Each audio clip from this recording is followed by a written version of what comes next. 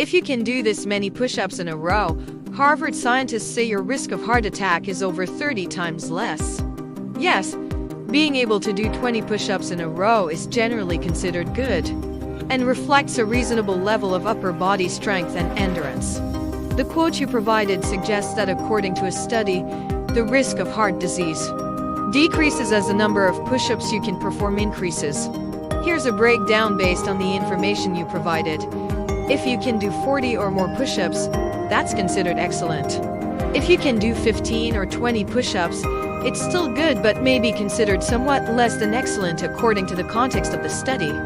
It's important to note that the ability to perform push-ups can vary based on factors such as age, gender, fitness level, and individual health. Also, while push-ups are a great indicator of upper body strength and cardiovascular fitness, they don't provide a comprehensive assessment of overall health. If you're looking to improve your push-up performance or overall fitness, you can gradually increase the number of push-ups you do. Incorporate different variations of push-ups and complement your routine with a well-rounded exercise program that includes strength training, cardiovascular exercise, and flexibility training.